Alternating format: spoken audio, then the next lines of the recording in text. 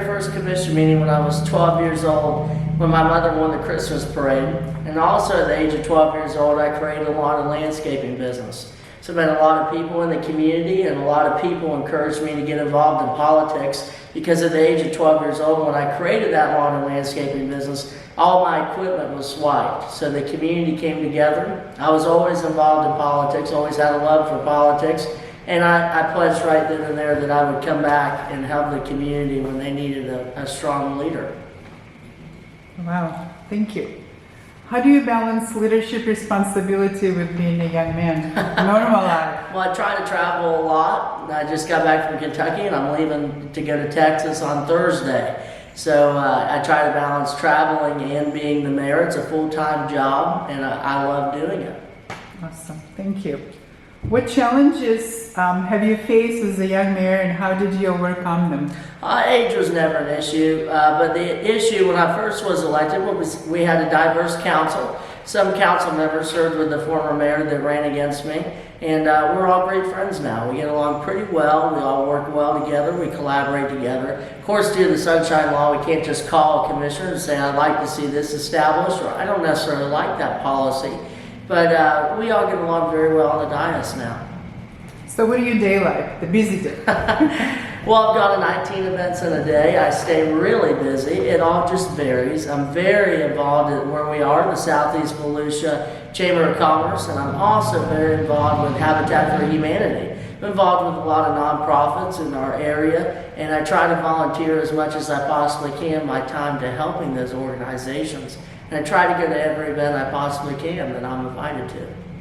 Would you do it again if you go back? Absolutely. I always want to represent the wonderful residents of Edgewater, whether it's being the mayor again or a stronger political office.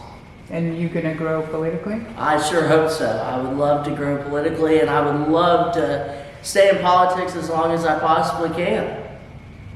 What advice would you give to other young leaders looking to make a difference? Just get involved. Don't be scared. Go to your local commissioners and get to know them, see how you can make a difference, and get involved with various agencies around our community, such as your Chamber of Commerce and anything that you care about, like Habitat for Humanity, nonprofit. Just don't be scared to get involved. They're very receptive to the idea normally, and you can make a difference in your community at any age.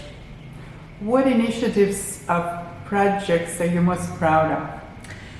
Well, I'm very proud of the relationships I've created throughout various municipalities and surrounding communities. I'm very close with Mayor Fred Cleveland of New Smyrna Beach and various mayors surrounding communities such as Port Orange Mayor Don Burnett, council members across various county municipalities. And I've created several relationships in Tallahassee and DC. And Edgewater has never had those relationships before. So that's something I'm most proud of. Okay, awesome. Thank you. How do you handle criticism and pressure in your role as a mayor? Well, I mean, it just is going to happen. It's people necessarily don't understand a good humor sometimes, so that's been a criticism. And it's just politics. It's going to happen. And luckily, the residents, I think, are on my side. I haven't had any negative feedback on my email list so far. So that's always a good sign. And really, the residents, I think, are receptive of the idea. I won by 1,000 votes, so it's a large percentage for a municipal race. Wow. What role does technology play in your approach to governance?